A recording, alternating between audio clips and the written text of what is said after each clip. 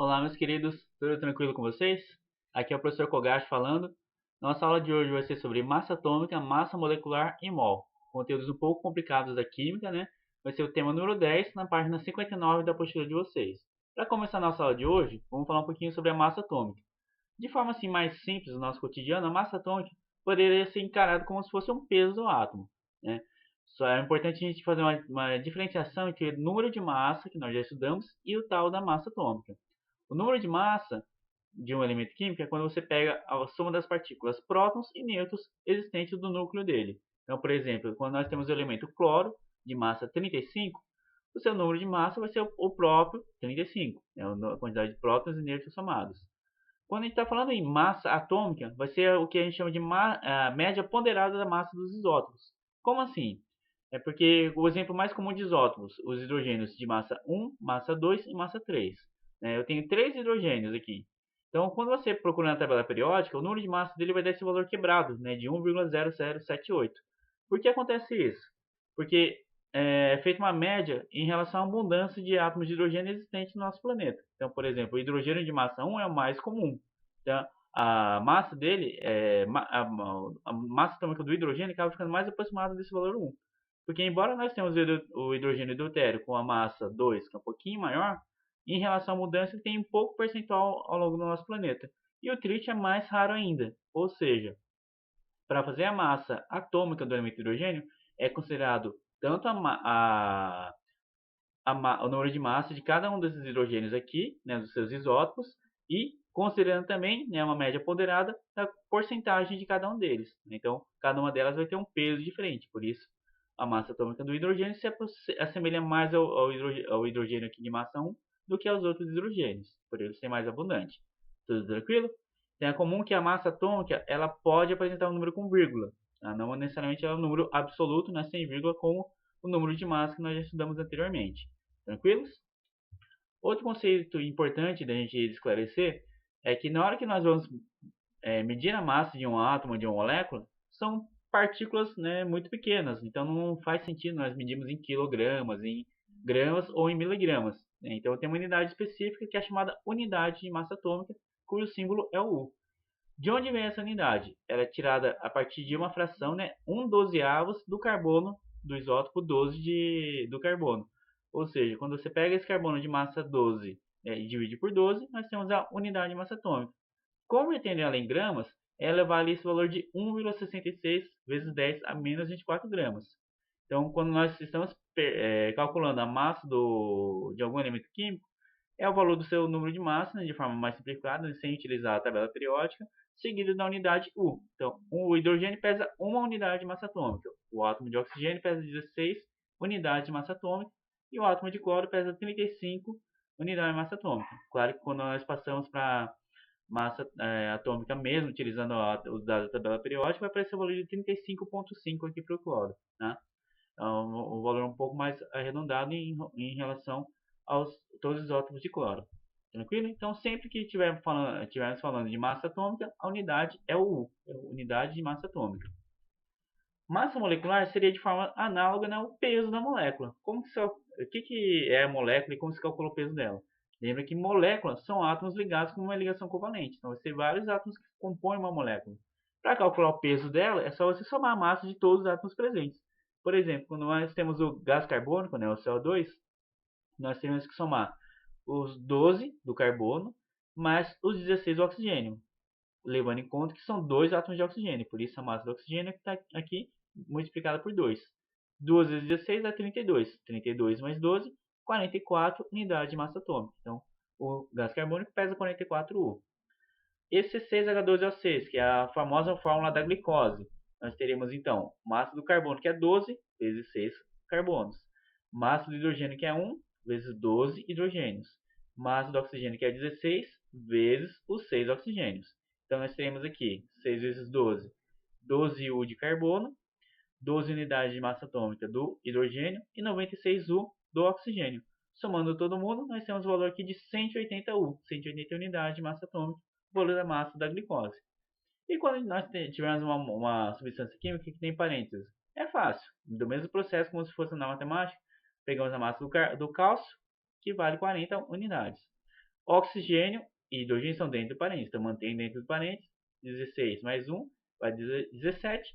A gente multiplica por 2 que está fora do parênteses. Esses dois vale tanto para o H quanto para o O. Então nós teremos aqui 16 mais 1, 17, vezes 2, 34 unidades, mais o 40 do cálcio. Então a massa do hidróxido de cálcio, né, uma base que nós já conhecemos, vale 74 unidades. Tranquilo? Basta você pegar a massa de cada elemento químico, né, você encontra isso aí na tabela periódica, e multiplicar pela quantidade de átomos presentes. É bem fácil. Um outro tipo de fórmula que nós podemos encontrar é o que nós chamamos de fórmula molecular e fórmula mínima. Fórmula molecular, como nós já estudamos, seria a composição química da substância. Por exemplo, a glicose era composta por 6 átomos de carbono, 12 átomos de hidrogênio e 6 átomos de oxigênio. O isoctano, que é um dos componentes da gasolina, é formado por 8 carbonos e 18 átomos de hidrogênios. O que seria a fórmula mínima? Observe, em cima nós temos a fórmula molecular e embaixo a fórmula mínima.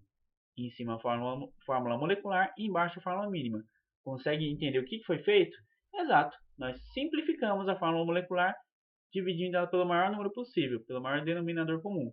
Então, por exemplo, no C6H12O6, conseguimos dividir tudo por 6, chegando nessa fórmula mínima da glicose. No isoctano, o maior número que consegue dividir tanto o 8 quanto o 18 é o 2. Então, dividido aqui fica 4 e aqui fica 9. Tranquilo? Ainda temos também a chamada fórmula percentual, que é fácil. Ela é a porcentagem da massa de cada elemento químico. Por exemplo, o gás carbônico, como nós já vimos, a massa dele vale 44 unidades de massa atômica. Esse é o valor 100%. Fazendo uma regra de 3, nós podemos obter a massa de cada elemento aqui. O carbono, em massa, ele tem 12 unidades dentro desse gás carbônico, correspondendo a 27% do total, enquanto que o oxigênio são 32 unidades, que corresponde a 73% do total. Então, basta uma regra de 3 que você consegue obter os valores. 44 está para 100%, 12 está para X. Você obtém o valor aqui da porcentagem de carbono. 44 está para 100%, 32 está para Y e você obtém o valor da porcentagem de oxigênio. E temos aqui no final, então, a fórmula percentual, uma fórmula em porcentagem de cada massa de elemento químico presente no composto. Tranquilo? E ainda temos que falar um pouquinho sobre o mol e também sobre o balanceamento de reações. Falando sobre o mol, ou também conhecido como quantidade de matéria, esse número aqui é basicamente uma quantidade, né? Ele foi criado em homenagem a um cientista chamado de Avogadro, daí o tal termo número de Avogadro, que vale esse valor que dá pesadelos em muitos estudantes. 6,02 vezes 1023, ou famoso 6 vezes 1023. Em uma definição seria a quantidade de átomos de hidrogênios presentes na massa de 1 grama. Como assim, Kogage? Vou fazer um exemplo aqui que talvez fique um pouco mais claro. Nós já vimos que um átomo de hidrogênio, em massa, ele pesa 1 unidade de massa atômica. E essa 1 unidade de massa atômica vale 1,66 vezes 10 a menos 24 gramas. Ok? Tranquilo? Nenhuma novidade por enquanto, né? 1 mol de átomos de hidrogênio, eu quero dizer que tem 6,02 vezes 10 a 23 átomos de hidrogênio. Tá? Então, o mol basicamente é um número, é uma quantidade, tá? Não precisa se preocupar com ele.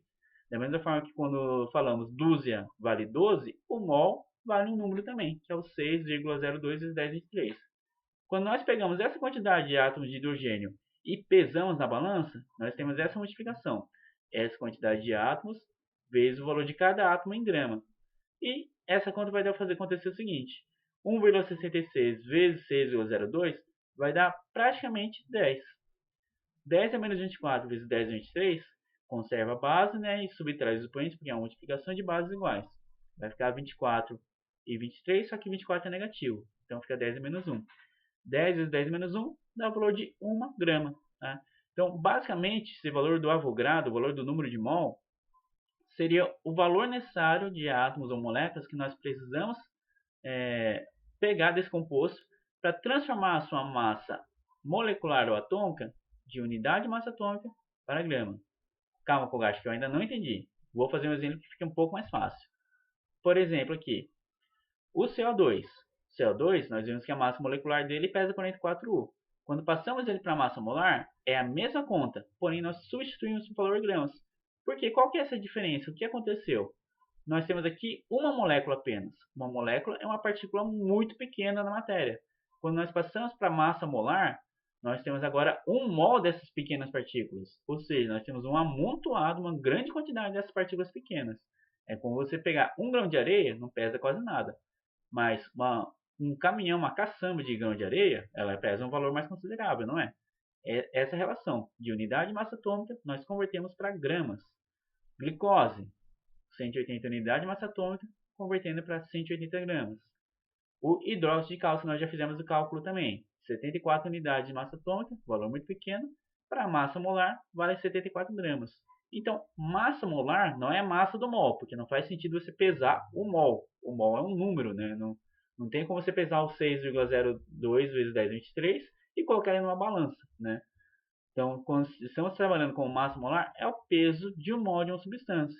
Esse peso de um mol, nós fizemos o cálculo em massa molecular ou massa atômica, como nós já fazíamos antes, e convertemos de unidade para grama. Tranquilo? Ficou mais fácil agora entender o conceito do mol?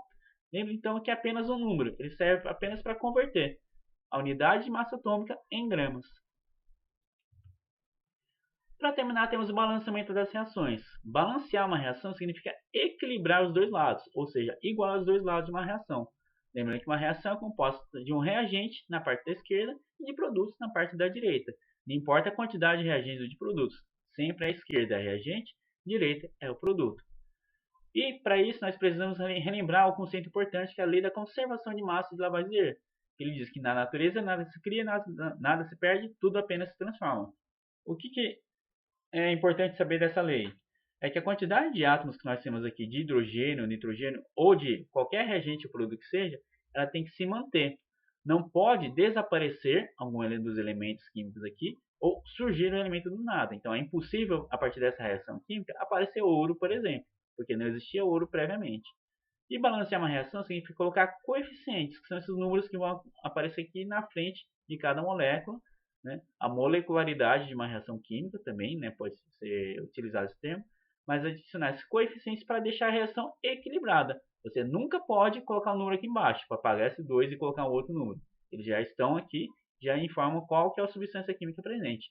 Podemos apenas colocar os coeficientes. Então, como que nós faremos esse balanceamento? Bom, nós tínhamos aqui 2 nitrogênios do lado do reagente e apenas um do lado do produto. Por isso, para balancear essa reação e equilibrar a quantidade de nitrogênios, foi necessário colocar o coeficiente 2 na frente do NH3, da amônia, para que nós tenhamos 2 nitrogênios aqui no produto e 2 no reagente também. Tranquilo? Feito isso, é importante que nós coloquemos também esse valor 1. Embora o 1 não seja necessário ser representado, é legal nós já colocarmos eles para indicar que essa molécula já tem o coeficiente também. Tá? Nós já sabemos qual que é o valor dele para nós não nos perdermos. E colocar outro valor, por exemplo, né, e acabar bagunçando todo o nosso balanceamento prévio. Tranquilo? Para terminar, só falta o coeficiente do hidrogênio. Para isso, vamos conferir. Desse lado, temos 2 moléculas de NH3. 2 vezes 3 hidrogênios, né? Esse número vai multiplicar porque é como se nós tivéssemos 2 moléculas de amônia. Cada molécula de amônia são 3 hidrogênios, 2 vezes 3, 6 Hs. Que coeficiente que ficaria correto aqui na frente? Exato, basta colocar o número 3, que nós temos aqui agora 6 hidrogênios também, e a reação está balanceada. Compreendeu? Vamos praticar um pouco mais, porque essa parte aqui é mais questão de prática, ela não é difícil, mas só exige um pouco de treino.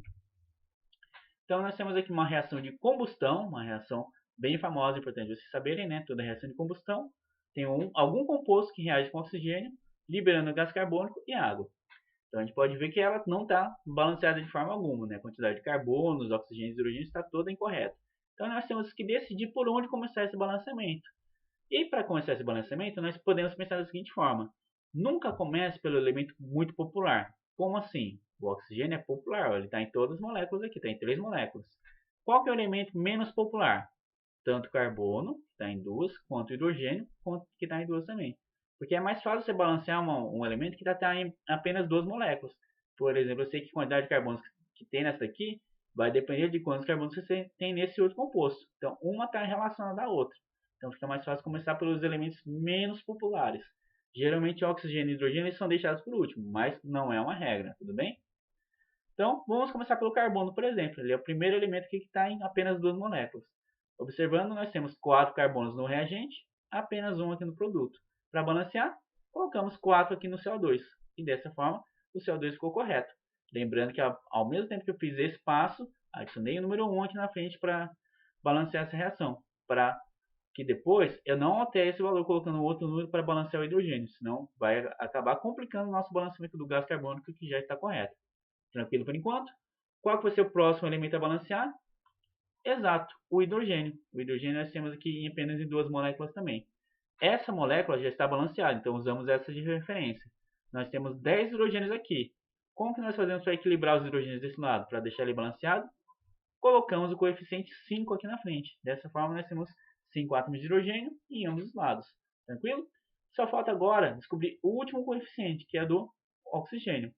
Para isso devemos contar todos os oxigênios presentes no lado do produto dessas duas moléculas. Lembre que as duas apresentam oxigênio, temos que levar as duas em consideração.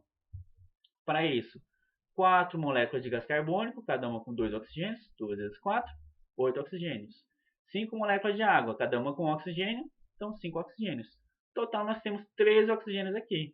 Ixi, agora complicou, né? Como que eu consigo colocar um número aqui para balancear essa reação? Porque se vocês colocarem 13, por exemplo, vai aparecer 26 oxigênios. Então teria que ser a metade disso. Só que se você colocar 6, 6 vezes 2 vai dar 12. Não chega no 13. Se você colocar 7, 7 vezes 2 dá 14. Passa. Então o número fica entre 6 e 7. Poderíamos colocar 6,5, um número com vírgula, não tem problema nenhum. Ou podemos utilizar o número que nós queremos, 13, e dividir por esse valor 2 aqui que está complicando a nossa vida, né? 13 é o que nós queremos, 13 sobre 2. Na hora que esse um multiplicar o outro, cancela, né? 13 dividido por 2 vezes 2. Né? Ou seja, 13 vezes 2 vai dar 26. 26 dividido por 2 volta a ser 13 novamente. Então, o coeficiente do balanceamento não necessariamente precisa ser um número inteiro. Ele pode ser uma fração ou pode ser um número decimal também. Tudo tranquilo? Vamos fazer um exercício agora na página 60 para fixar bem o conteúdo. Então, ela diz o seguinte. Consultando uma tabela periódica, determine as massas moleculares das seguintes substâncias: ácido nítrico, cloreto de magnésio e decanol. Então, o decanol foi o único que ele forneceu a fórmula. Por que ele não forneceu a fórmula química do ácido nítrico e cloreto de magnésio? Porque nós já estudamos esse conteúdo anteriormente. Se você não se lembra disso, revise nos conteúdos anteriores como que funciona a fórmula de um ácido e a fórmula de um sal, que é o cloreto de magnésio. Tente pausar o vídeo e montar essas fórmulas antes de resolver essa questão. E também precisaremos dar uma tabela periódica, né, para constar a massa de cada um dos elementos necessários aqui. Então, seguindo, os três substâncias, nós temos o ácido nítrico aqui, HNO3, cloreto de magnésio, MgCl2, e o decanol que já foi fornecido. Consultando a tabela periódica, obtive as seguintes massas: hidrogênio 1, nitrogênio 14, oxigênio 16, magnésio 24 e cloro 35,5. Né? Às vezes nós podemos arredondar esses números, né? No caso do cloro não dá porque está exatamente na metade do caminho, né? É 0,5, né? Então 35,5 mesmo. Calculando a massa de cada um deles. Para o ácido nítrico, um átomo de hidrogênio pesando 1. Um átomo de nitrogênio pesando 14. 3 átomos de oxigênio, cada um pesando 16, então 16 vezes 3. Somando aqui nós temos 14 com 1, 15. 16 vezes 3, 48U. 48 com 15, nós temos, opa, me equivoquei aqui, valor de 63U. Tudo tranquilo? Vamos para o próximo. MgCl2. Nós temos aqui então 24 do magnésio, 35,5 do cloro, vezes 2, que são 2 cloros. No final, então, temos 24 do magnésio e 35,5 vezes 2, 71. 71 mais 24, massa de 95U. Falta o último, que é o decanol. 12 átomos de carbono vezes 10, aliás, 10 átomos de carbono vezes 12, que é a massa do carbono. 22 átomos de hidrogênio vezes 1, que é a massa do hidrogênio. E 16 na massa do oxigênio, que é apenas 1. Então, 12 vezes 10 vai dar 120. 1 vezes 22 vai dar 22. E o próprio 16 do oxigênio, somando todo mundo, valor de 158, se eu não errei novamente essa conta. Tranquilo? Então, só corrigir aqui, né, nós temos 63U de massa atômica, massa molecular do HNO3. Faça essa questão. Vamos fazer mais uma questão na página 61. Ela aborda um texto que o que importa para a gente é descobrirmos qual vai ser o coeficiente desse balanceamento. Então, fizemos um exercício para relembrar a parte de massa atômica, massa molecular, e agora uma questão de balanceamento. Então, a questão pede que nós identificamos quais que são os coeficientes x, y e z desse balanceamento químico aqui. Conseguem fazer? Então, por qualquer coisa, pause o vídeo, tente resolver essa questão e depois dê o play para entender a resolução. Começando para balancear essa questão, o mais interessante é nós não começarmos pelo elemento carbono, porque ele está em várias substâncias químicas. tá tanto aqui na primeira, quanto na segunda, quanto na terceira molécula. E ele não é um elemento bacana. Lembre que sempre o ideal é nós começarmos por elementos que são menos comuns, que aparecem em menor quantidade. Então, por exemplo, vamos começar pelo elemento hidrogênio, que nós temos aqui 12 na primeira molécula e ela se encontra apenas na segunda molécula aqui. Cuidado que ele fornecer uma fórmula que eles estão separados, né? C2H5OH. São 6 hidrogênios aqui. Para balancear uma com a outra, nós então teremos que colocar o número 2 nessa segunda molécula aqui no produto, né? Que é o etanol. Dessa forma, temos 6 hidrogênios aqui. E novamente, coloquei um coeficiente aqui. Colocamos na primeira molécula também, para indicar que as duas já estão balanceadas uma em relação à outra. Falta balancear agora apenas a terceira molécula. Vou me utilizar como referência o elemento carbono. Então, precisamos de 6 carbonos do lado do reagente, então teremos que ter 6 carbonos do lado do produto também. 2 vezes 2, 4 carbonos aqui nesse primeiro produto. Está faltando mais 2 carbonos, que nós colocaremos aqui coeficiente 2 nessa última substância, ficando com esse balanceamento aqui. Então, de forma correta, os coeficientes, e nós trocaremos os valores de x, y e z, vai ser 1, 2 e 2. Tudo tranquilo? Uma questão de balanceamento bem fácil de fazer, né? Espero que vocês tenham acertado essa questão. Bom, por hoje é só. Então, essa foi a primeira parte, né, da nossa aula sobre mol, massa molecular, né? Então, é um conteúdo que vai ficar um pouco mais complicado, né? E nós entraremos no conteúdo de cálculo estequiométrico, né? Um conteúdo que costuma dar um pouco de medo nos vestibulandos, mas é só vocês acompanharem e fazerem bastante exercício que vai ficar tudo certo. Espero que tenham gostado da aula. Qualquer coisa, deixe no comentário aí embaixo. Obrigado e até mais, até a próxima aula.